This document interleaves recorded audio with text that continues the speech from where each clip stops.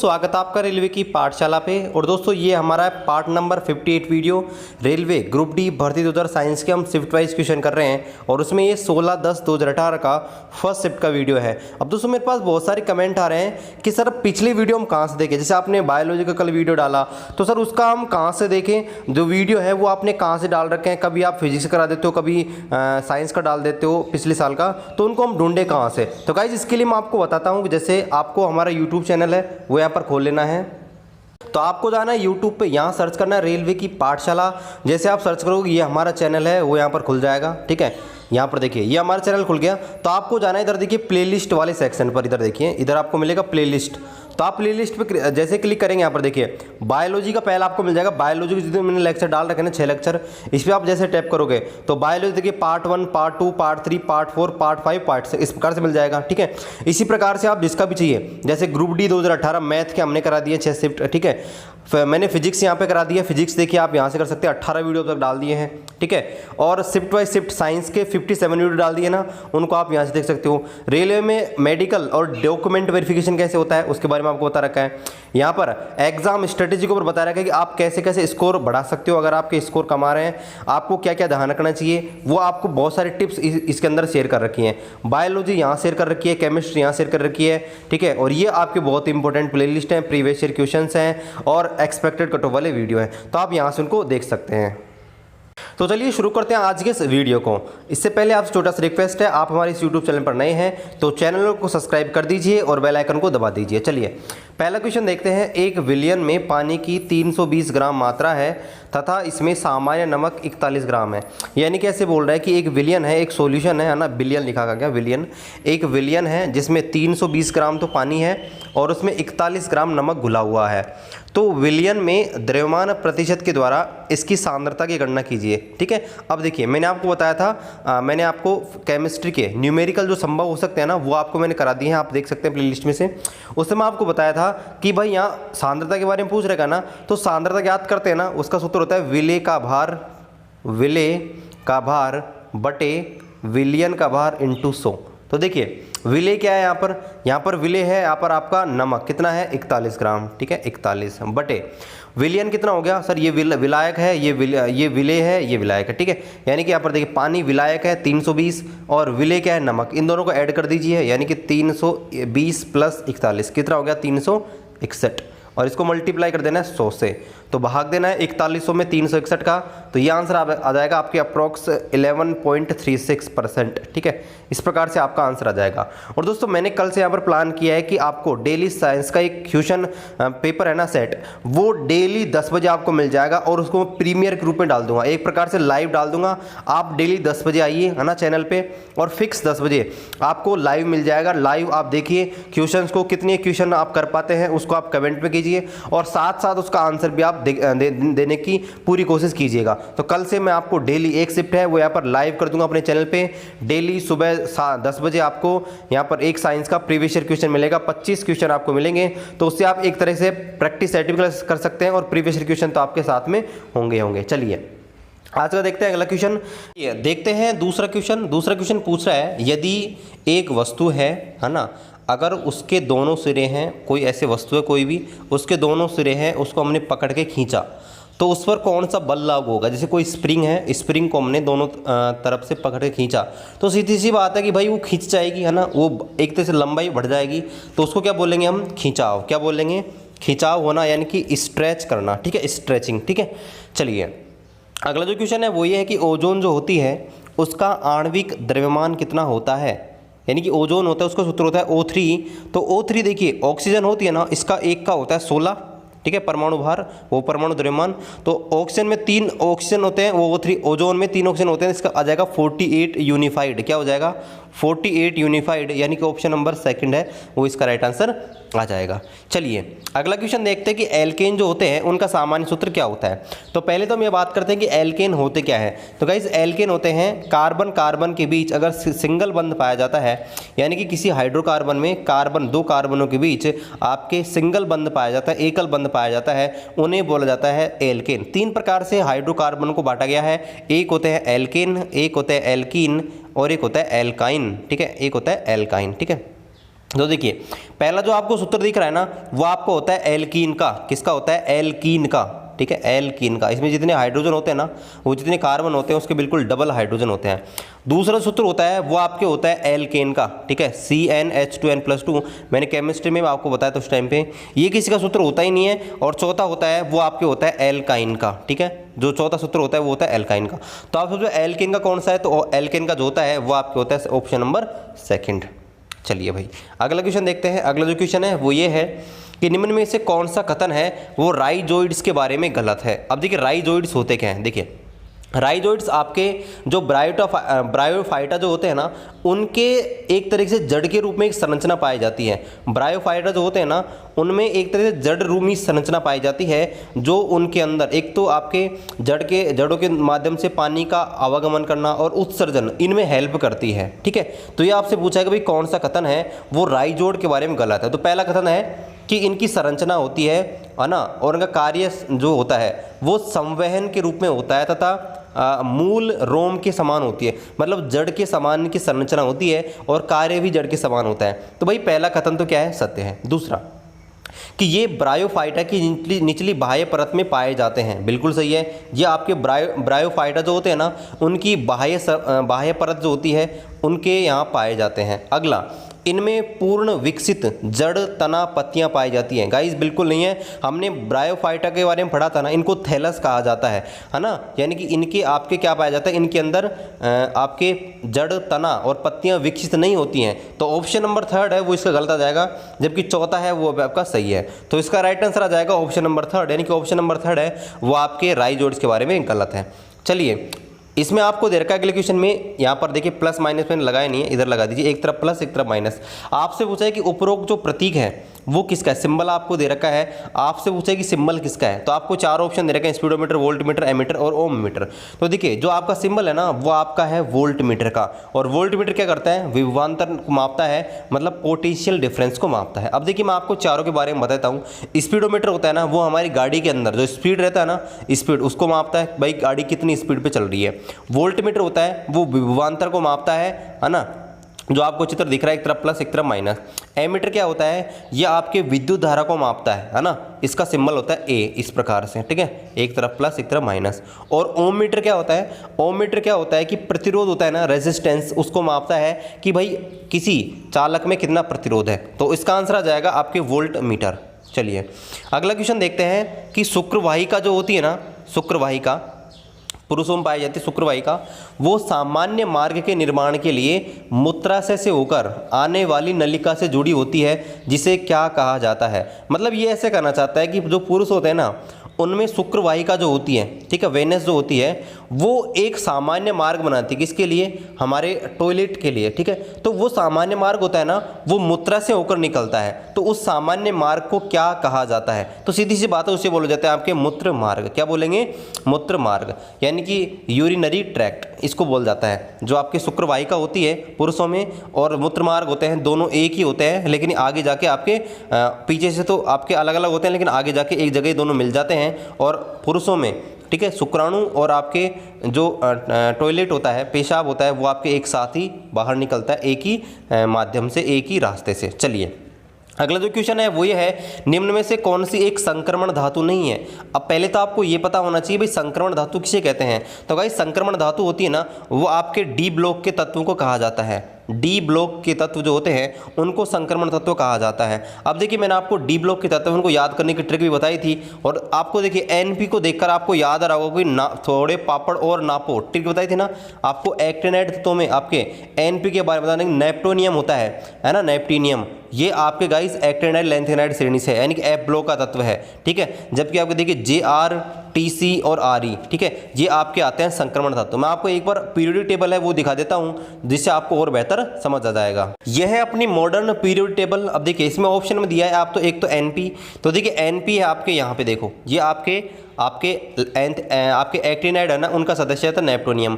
और आपको देखिए एक जेएडआर दे रखा है, ठीक है, एक आपको टीसी दे रखा है और एक आपके आरई दे रखा है। तो ये आपके आते हैं जो आपके संक्रमण तत्व होते हैं उनके अंदर। तो ये आपके पूरे तत्व ना, ये वाले जो आपके डी ब्लॉक के तत्व हैं, इनको बोला जाता है संक्रमण तत्व। ठीक है, तो यही आपसे क्वेश्चन में पूछा गया था। तो इसका आंसर आ जाएगा ऑप्शन नंबर फर्स्ट, यानी फर्स्ट है वो आपका एक संक्रमण धातु नहीं है। चलिए भाई अगला क्वेश्चन देखते हैं। CaO यानी कि कैल्शियम ऑक्साइड होता है, उसका इकाई सूत्र क्या होता है, उसका इकाई द्रव्यमान क्या होता है? तो देखिए CaO, अब देखिए कैल्शियम होता है उसका होता है 40 प्लस आपका ऑक्सीजन होता है वो आपके होता है 16, तो 40 प्लस 16 कितने हो गई भाई 56। तो आपका CaO का जो इकाई सूत्र होता है वो आपके होता है 56। चलिए अगला जो क्वेश्चन है वो ये है, ब्लैक एंड वाइट फोटोग्राफी में किस धातुओं से बनने वाले यौगिकों का उपयोग किया जाता है? ये क्वेश्चन रिपीटेड है, आपने पिछली शिफ्ट देखी होगी तो उसमें भी ऐसे क्वेश्चन आया था, लेकिन वो थोड़ा अलग तरीके से आया था। इसमें पूछा है कि ब्लैक एंड व्हाइट फोटोग्राफी जब की जाती है तो कौन सी धातु के यौगिक का उपयोग किया जाता है? तो गाइस उस समय आपको बताया था AgBr और AgCl दोनों का उपयोग किया जाता है। AgCl और AgBr इनका उपयोग ब्लैक एंड व्हाइट फोटोग्राफी में किया जाता है। तो ये दोनों के दोनों सिल्वर के Ag के क्या होते हैं, यौगिक होते हैं। तो ऑप्शन नंबर फर्स्ट है वो इसका राइट आंसर हो जाएगा। और साथ साथ जो अपना आंसर है वो भी आप चेक करते जाना और लास्ट में कमेंट बताना कि आज मेरे इतने क्वेश्चंस सही हुए हैं। चलिए अगला क्वेश्चन देखते हैं, धातु का वह गुण कौन सा है जिसके कारण उसको तार के रूप में ढाला जा चुका है, ढाला जा सकता है, मतलब उसकी जो ज्योमेट्री है ना उसको हम एक तरह से तार के रूप में बना सकते हैं। ठीक है, तो इसको ढाला जा लिख लेना, ढाला, ठीक है, ढाला जा सकता है, मतलब उसको हम उसके आकार दे सकते हैं। देखिए पहला आपको दे रखा है भाई चालकता। अब देखिए चालकता पदार्थ का वह गुण होता है जिसके कारण इलेक्ट्रॉन एक जगह से दूसरी जगह जाते हैं, मतलब आवेश का बहना आपके चालकता को प्रदर्शित करता है। तो ये गुण तो है नहीं। कठोरता क्या होती है? कठोरता का मतलब क्या होता है कि आप जानते हैं कोई पदार्थ कठोर होता है, मतलब उसकी आकृति में विरोध करने का गुण होता है, उसको कठोरता बोलते हैं एक प्रकार से, दृढ़ता, कठोरता। ठीक है, तन्यता होती है ना, टेंसाइल, ये इसका राइट आंसर है कि तन्यता होती है ना उसके कारण ही हम किसी भी धातु को तार के रूप में कन्वर्ट कर सकते हैं। तो ये तन्यता है वो इसका राइट आंसर हो जाएगा। ऑप्शन नंबर 4 को देखते हैं, आघात वर्धनीयता। आघात वर्धनीयता क्या होती है? तो आघात वर्धनीयता का मतलब है कि किसी धातु को पीटना और उसके आकार में चेंज करना। ठीक है, यानी कि किसी पीटना, उसको एक तरह से उसकी आकृति में परिवर्तन करना। तार एक अलग होता है, तार के रूप में ढालना वो आपके तन्यता होती है, लेकिन आघात वर्धनीयता का मतलब है कि भाई उस पर चोट करेंगे ना तो उसका आकार है वो बदल सकता है। ठीक है, इसे बोलते हैं आघात वर्धनीयता। चलिए अगला क्वेश्चन है वो ये है, ठीक है, कि 11 किलो की वस्तु है वो आपके ज़मीन से 8 मीटर की ऊंचाई पर स्थित है। ठीक है, मैं थोड़ा सा यहाँ पर गैप दे लेता हूँ। चलिए तो मैंने यहाँ पे गैप दे लिया क्वेश्चन को हल करने के लिए। देखिए आपसे बोला कि 11 किलो की वस्तु है जो जमीन से 8 मीटर की ऊंचाई पर स्थित है, तो इसमें निहित ऊर्जा कितनी होगी? तो गाइस आपको हमेशा ध्यान रखना है, जब कोई वस्तु h ऊंचाई पर होती है ना तो उसमें हमेशा होती है स्थितिज ऊर्जा। क्या होती है? स्थितिज ऊर्जा, और उसका मान होता है mgh। अब देखिए m आपको दे रखा है 11 किलो, g आपको दे रखा है भाई, नहीं दिया है तो बहुत अच्छी बात है, नहीं दिया तो हमेशा 10 से ले लेना है। ठीक है, और h आपको दे रखा है 8, तो मल्टीप्लाई करेंगे यह आ जाएगा 880 जूल। क्या आ जाएगा? 880 जूल। चलिए अगला जो क्वेश्चन है वो ये है, विभिन्न माध्यमों में 25 डिग्री सेल्सियस पर ध्वनि की चाल के संदर्भ में कौन सा कथन सत्य है? तो मैंने कल ही या परसों के में आपको यहाँ पर ये क्वेश्चन करवाया है और ये आपके लगातार पिछले शिफ्टों से लगातार पूछा जा रहा है। तो पहला आपको देखा भाई, स्टील में जो ध्वनि की चाल होती है वो 5960 मीटर प्रति सेकंड होती है। दूसरा कथन दे रखा है, निकल में जो ध्वनि की चाल होती है वो आपके 6040 मीटर प्रति सेकंड होती है। तो दोनों के दोनों स्टेटमेंट आपके सही हैं, तो हम क्या बोलेंगे? Both statement are true. चलिए अगला जो क्वेश्चन है वो उदासीनीकरण अभिक्रिया से रिलेटेड है, यानी कि न्यूट्रलाइजेशन रिएक्शन। अब देखिए पहले मैं आपको बता दूं न्यूट्रलाइजेशन रिएक्शन होती क्या है। जब आपके अम्ल और क्षार परस्पर मिलाए जाते हैं ना तो आपके लवण और जल बनता है। इस अभिक्रिया को बोलते हैं उदासीनीकरण अभिक्रिया। तो पूछा है कि कोई उदासीनीकरण अभिक्रिया होती है ना तो उसको किसके रूप में प्रदर्शित किया जाता है? तो ऑप्शन नंबर आप देखेंगे, ऑप्शन नंबर सेकंड है वो इसका राइट आंसर आ जाएगा कि अम्ल और क्षार जब आपस में रिएक्शन करते हैं तो जल और लवण बनाते हैं। ठीक है, चलिए अगला क्वेश्चन देखते हैं, क्वेश्चन नंबर 15। जब एक न्यूरॉन होती है, ठीक है, न्यूरॉन की ज्योमेट्री हम पढ़ेंगे आगे। ठीक है, तो न्यूरॉन जो होती है ना उसमें साइटोन होती है, न्यूरॉन के अंदर साइटोन पाई जाती है और उस साइटोन में छोटी छोटी शाखाएं निकली हुई होती हैं, उनको क्या कहा जाता है? तो मैं आपको एक बार ना इनकी संरचना दिखा देता हूँ, न्यूरॉन की संरचना होती कैसी है जिससे आपको एक क्वेश्चन और बेहतर समझ आ जाए। तो गाइज ये होती है आपकी न्यूरॉन की संरचना। इसमें पूछा है कि ये साइटोन जो होती है इसको बोलते हैं साइटोन, ये जो भाग होता है इसको साइटोन बोला जाता है। अब इसमें क्या होता है, ये छोटी छोटी टहनी से ऐसे ये भाग निकले होते हैं, ये वाले है ना, ये देखो बाहर, है ना। तो पूछा था कि इनको क्या कहा जाता है, तो गाइस इनको बोलते हैं द्रुमाक्ष। क्या बोला जाता है? द्रुमाक्ष है, यानी कि डेंड्रोन इनको बोला जाता है। ठीक है, इनको बोला जाता है डेंड्रोन यानी कि द्रुमिकाएं। Option number 4। इसके बारे में आगे हम देखेंगे बायोलॉजी के अंदर डिटेल से, जब आपको पढ़ाएंगे बायोलॉजी तब आपको और डिटेल से इसके बारे में पता लग जाएगा। चलिए अगला जो क्वेश्चन है वो ये कि मेंडलीफ ने जब अपनी आवर्त सारणी बनाई थी तो उसमें बहुत सारे तत्व छोड़ दिए थे, लेकिन उन्होंने क्या किया था, जब आधुनिक आवर्त सारणी बनी तो उनमें कई तत्वों को शामिल किया गया था। तो आपसे पूछा है कि भाई वो तत्व थे वो कौन कौन से थे। तो देखिए मेंडलीफ ने अपनी आवर्त सारणी बनाई थी ना, तो उन्होंने 3 तत्व थे, उनको एक का बोरोन, एक का एल्युमिनियम और एक का गैलियम नाम दिया गया था। ठीक है, लेकिन जब आधुनिक आवर्त सारणी की खोज हुई, आधुनिक आवर्त सारणी रखी गई, तो उनमें इनके नाम बदल दिए गए। ठीक है, एक का बोरोन था, एका बोरोन। ठीक है, एका बोरोन, एका बोरोन। ठीक है, एक था एका सिलिकन, एका सिलिकन। 3 आपके तत्व थे। ठीक है, तो देखिए यहाँ पर 3 तत्व थे, एक का नाम था एका बोरोन, एक का नाम था एका एल्युमिनियम और एक का नाम था एका सिलिकन। जब आधुनिक आवर्त सारणी की खोज हुई तो एका बोरोन था, उसको तो बोल दिया गया स्कैंडियम, एका एल्युमिनियम था, उसको बोल दिया गया गैलियम, और एका सिलिकन था, उसको बोल दिया गया जर्मेनियम। तो पूछा है कि भाई आधुनिक आवर्त सारणी में उनका नाम क्या है, तो स्कैंडियम, गैलियम और जर्मेनियम, इनके Sc, Ga और Ge। तो ये आपसे क्वेश्चन में पूछ, तो उसका राइट आंसर आ जाएगा Sc, Ga और Ge, यानी कि स्कैंडियम, गैलियम और जर्मेनियम। चलिए अगला जो क्वेश्चन है उसमें दे रखा है कि भाई 12 वोल्ट के विभवांतर है ना, और 2 तार हैं, उनके बीच हम कोई निश्चित आवेश वाले आवेश को ना स्थानांतरित कर रहे हैं, और इस स्थानांतरण में जो किया गया कार्य होता है वो 36 जूल है। तो आपसे पूछा भी आवेश का मान ज्ञात कीजिए। अब दोस्तों इसको हम करेंगे विभवांतर की परिभाषा से।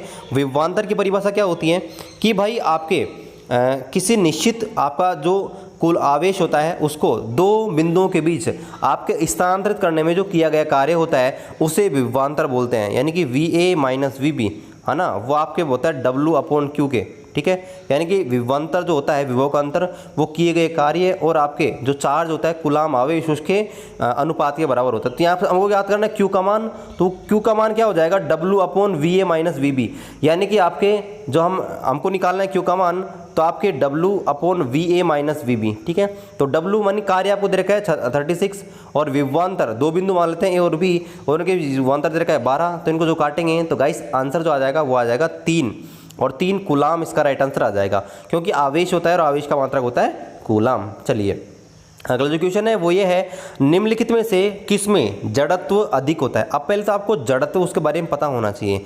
देखिए जड़त्व होता है ना, वो क्या होता है, यानी कि आपका गति का पहला नियम है ना, उसे न्यूटन ने कहा था कि अगर कोई वस्तु स्थिर है तो स्थिर रहेगी, और गतिशील है तो गतिशील रहेगी जब तक उस पर कोई बाह्य बल ना कार्य करे। ठीक है, इसे आपका जड़त्व का नियम कहा जाता है। तो जड़त्व को आपको इनडायरेक्टली आप एक तरीके से उसके बाहर से कंपेयर कर सकते हो, यानी कि जितना बाहर होगा ना उसमें ज़्यादा उसका जड़त्व उतना ही ज़्यादा होता है। मतलब ग्रेविटी के कारण उसमें एक तरह से बाहर जो तो अंदर W/mg, ठीक है, वो उसके जड़त्व पर निर्भर करता है, यानी कि वो जितना बाहर ज़्यादा होगा ना उनके बीच जड़त्व है वो उतना ही ज़्यादा होगा। अब देखिए जैसे पहले एग्जाम्पल को देखते हैं, एक ही आकार के रबड़ के बॉल है और पत्थर। अब रबड़ का बॉल आप जानते हो कितना सा होगा, 100 ग्राम का होगा, 200 ग्राम का होगा, और पत्थर भी बराबर मात्रा के हैं। ठीक है, एक ही आकार, उसका वजन ज़्यादा नहीं होगा। दूसरा स्कूटर का वजन आप जानते हो कितना होगा, 100 किलो होगा, और बस का वजन ज़्यादा होता है थोड़ा सा, है ना। एक तीसरा ऑप्शन आपको दे 10 रुपये का सिक्का है और 5 रुपये का सिक्का इनके बीच। और ऑप्शन नंबर 4 को आप देखेंगे रेलगाड़ी का वजन आपको पता कितना ज़्यादा होता है, और जहाज़ का। तो सबसे ज़्यादा इनके बीच लगेगा रेलगाड़ी और जहाज़ के बीच, क्योंकि इनका वजन ज़्यादा है। ठीक है, ग्रेविटी इनके ऊपर ज़्यादा लगेगी, तो सीधी सी बात है इनका जो आपका जो जड़त्व होगा वो भी क्या होगा, ज़्यादा होगा। चलिए अगला जो क्वेश्चन है वो ये है, यदि एक बंदूक से गोली चलाई जाती है तो बंदूक पीछे की ओर हटती है, तो बंदूक की जो गतिज ऊर्जा है वो कितनी होती है। तो गाइस संवेग संरक्षण के नियम पर आपका जो तीसरा नियम होता है वो लागू होता है, और इसे क्रिया प्रतिक्रिया का रूल भी कहते हैं।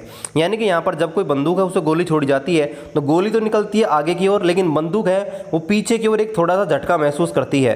ठीक है, लेकिन आपको ये ध्यान रखना है कि बंदूक की गोली होती है ना वो तो बहुत तेज जाती है, लेकिन आपकी जो बंदूक है वो पीछे की ओर हल्का सा धक्का महसूस करती है।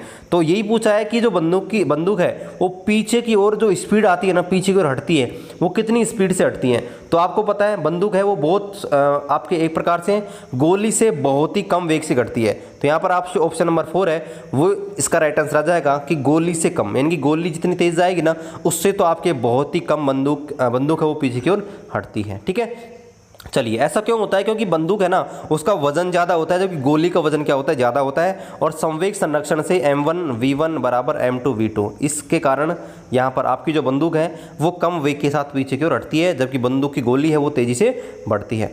चलिए अगला जो क्वेश्चन है वो आपके पूछा कि प्रेशर जो होता है, प्रेशर, ठीक है, उसका सूत्र क्या होता है। प्रेशर होता है ना वो क्या होता है, तो प्रेशर जो दाब होता है, दाब, ठीक है, दाब वो आपके होता है उत्क्षेप बटे क्षेत्रफल के। अब देखिए उत्क्षेप क्या होता है, उत्क्षेप होता है कि आपका एक प्रकार से जब कोई वस्तु है उसके ऊपर लंबवत एक बल कार्य करता है, यानी कोई वस्तु होती है ना तो उसके लंबवत एक बल कार्य करता है, जिसको ऊपर की ओर कार्य करता है ये बल, है ना, इसको बोलते हैं उत्क्षेप। तो उत्क्षेप को कई बार उत्प्लावन बल से भी कंपेयर किया जाता है कि यानी जब किसी हम पदार्थ को पानी के अंदर डालते हैं तो एक बल उसको ऊपर की ओर धकेलता है, उसे बोलते हैं उत्क्षेप। ठीक है, तो दाब होता है ना उसका सूत्र होता है उत्क्षेप बटे क्षेत्रफल। ठीक है, ऑप्शन नंबर फर्स्ट। चलिए अगला जो क्वेश्चन है वो ये है, किसी वस्तु के द्वारा कार्य करने की क्षमता या किसी वस्तु में निहित जो ऊर्जा होती है किस पर डिपेंड करती है।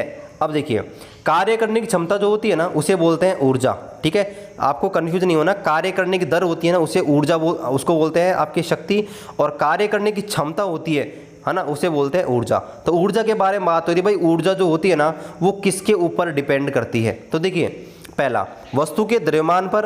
अब देखिए अगर हम बात करें कि गतिज ऊर्जा की तो बिल्कुल वस्तु के द्रव्यमान पर निर्भर करती है, लेकिन सर आयतन पर निर्भर नहीं करती, तो ऑप्शन नंबर फर्स्ट है वो गलत हो गया। दूसरा निश्चित दिशा में वस्तु की गति पर, तो सर गति पर निर्भर तो करती है लेकिन हमेशा निर्भर नहीं करेगी, क्योंकि वस्तु की अगर हमसे पूछे कि उसकी गतिज ऊर्जा ज्ञात करो तो ऑप्शन नंबर सेकंड सही होगा, लेकिन स्थितिज ऊर्जा ज्ञात करो तो ऑप्शन नंबर सेकंड है वो गलत हो जाएगा। ठीक है, लेकिन ऑप्शन नंबर थर्ड को आप देखेंगे कार्य करने वाली वस्तु की स्थिति, कि भाई स्थिति कहाँ है उसकी, कहाँ पर स्थित है, यानी कि उसकी स्थिति ऊर्जा निकाल सकते हैं, और उसकी अवस्था, यानी कि अवस्था देखिए भाई वो गतिशील है या नहीं है। तो ऑप्शन नंबर थर्ड है वो इसका राइट आंसर आ जाएगा कि भाई जो हम ऊर्जा है ऑप्शन नंबर थर्ड की मदद से निकाल सकते हैं। ठीक है, और ऑप्शन नंबर फोर्थ है परिमाण व दिशा पर, तो ये तो आपके सदिश राशि के बारे में बात हो रही है, यानी कि ऑप्शन नंबर थर्ड है वो इसका राइट आंसर हो जाएगा। चलिए अगला जो क्वेश्चन है वो ये है कि निम्नलिखित में से उत्तल दर्पण का उपयोग कौन सा नहीं है। ठीक है, ठीक है, तो देखिए आपका उत्तल दर्पण है, उत्तल दर्पण नहीं अवतल दर्पण का उपयोग कौन सा नहीं है, ये आपको ऐसा करना था, यहाँ पे ऐसे कर लीजिए उत्तल दर्पण का उपयोग कौन सा है। ठीक है, ऐसे कर लीजिए क्वेश्चन को, उत्तल दर्पण का उपयोग कौन सा है। ठीक है, मैं इसको थोड़ा सही कर देता हूँ। चलिए तो अब मैंने इस क्वेश्चन को थोड़ा सही कर दिया है। अब आपसे पूछा है निम्नलिखित में से किसमें उत्तल दर्पण का उपयोग होता है। तो देखिए सेविंग मिरर के रूप में, डेंटिस्ट के मिरर के रूप में और वाहन के हेडलाइट, तीनों में आपके अवतल दर्पण का उपयोग किया जाता है, कॉनकेव का उपयोग किया जाता है, कॉनकेव मिरर होता है उसका उपयोग किया जाता है। लेकिन रियर व्यू मिरर होता है ना, हमारी जो गाड़ी होती है चाहे मोटरसाइकिल हो कार हो, तो साइड में एक दर्पण लगा होता है जो हमें पीछे से आती हुई वस्तुओं को देखने में मदद करता है, तो उसे बोलते हैं रियर व्यू मिरर। ठीक है, तो ये आपके उत्तल दर्पण का उपयोग होता है। ठीक है, चलिए अगला जो क्वेश्चन है वो ये है कि भाई निम्न में से कौन सा एक स्थायी उत्तक होता है। तो उत्तक होता है इनको दो प्रकार से बांटा गया है, स्थायी उत्तक और अस्थायी उत्तक। ठीक है, तो मैं आपको बताऊंगा जाइलम और फ्लोएम होते हैं वो आपके स्थायी उत्तक होते हैं, और उत्तक के बारे में मैंने बायोलॉजी के अंदर बहुत ही बेहतरीन तरीके से आपको करा रखा है। आपका कोई भी क्वेश्चन है वो गलत नहीं होने वाला, पिछले साल के क्वेश्चन है सारे, उस लगभग 1 घंटे का लेक्चर उसको आप देख लेना, आपको उत्तक के बारे में एक भी जो डाउट है वो नहीं रहेगा। तो इसका राइट आंसर आ जाएगा जाइलम। जाइलम आप एक प्रकार का जो होता है वो आपका स्थायी उत्तक होता है, परमानेंट टिश्यू होता है। चलिए अगला जो क्वेश्चन है वो ये है, किसका मान नगण्य होने पर वस्तु नियत गति चलती है। अब देखिए नियत गति का मतलब क्या होती है कि भाई स्पीड होती है ना वो आपकी फिक्स रहेगी, मतलब स्पीड में चेंज नहीं होगा। तो देखिए आपका देखिए यहाँ पर ऑप्शन नंबर 2 थर्ड है ना वो मैंने थोड़ा गलत लिख दिया है, यहाँ पर हम लिखेंगे फोर्स। ठीक है, क्या लिखेंगे, फोर्स, यानी कि बल। जो आपका बल होता है ना गाइस वो क्या करता है, जो बल होता है वो वस्तुओं की जो गति होती है उसको प्रभावित करता है। आपने पहला नियम पढ़ा होगा गति का पहला नियम ये कहता है कि जब किसी वस्तु के ऊपर जब कोई वस्तु है वो अगर स्थिर है तो स्थिर रहेगी, गतिशील है तो गतिशील रहेगी, जब तक उस पर कोई बाह्य बल कार्य नहीं करे। तो ये बल की बात हो रही है। अगर बल नहीं लगाएंगे यानी कि बल का मान नगण्य होगा तो आपकी वस्तु है ना वो नियत वेग से चल रही होगी। तो ऑप्शन नंबर थर्ड है, उसमें आपका फोर्स और बल इसका राइट आंसर हो जाएगा। तो ऑप्शन नंबर थर्ड है, उसका राइट आंसर हो जाएगा। चलिए अगला क्वेश्चन देखते हैं। कौन सी एक 20 सेंटीमीटर लंबी नली होती है जो मूत्राशय से मूत्र को लेकर आती है। ठीक है, यानी कि आपसे क्वेश्चन पूछ रहा है कि भाई वो कौन सी नली होती है जिसकी लंबाई 20 सेंटीमीटर होती है तथा वह मूत्र को मूत्राशय से लेकर आती है। तो आपको पता होगा मूत्र मार्ग जो होता है, ठीक है, मूत्र मार्ग वो मूत्राशय से मूत्र को लेकर आता है और बाहर निकालता है। तो यही क्वेश्चन आपसे पूछा था। ठीक है गाइस, तो आशा करते हैं आज का वीडियो आपको पसंद आएगा और कल से मैं यही कर रहा हूँ। कल से आपको फिक्स 10 बजे आपको जो लाइव आकर एक प्रकार से सारे क्वेश्चन कराऊंगा, जिससे आप लाइव है वो यहाँ पर देख पाएंगे और अपना क्वेश्चन है वो यहाँ पर टिक कर पाएंगे। एक प्रकार से क्विज के रूप में भी वो क्वेश्चन सॉल्व हो जाएगा। तो चलिए गाइस, मिलते हैं आपसे अगले वीडियो में। तब तक जय हिंद, जय भारत।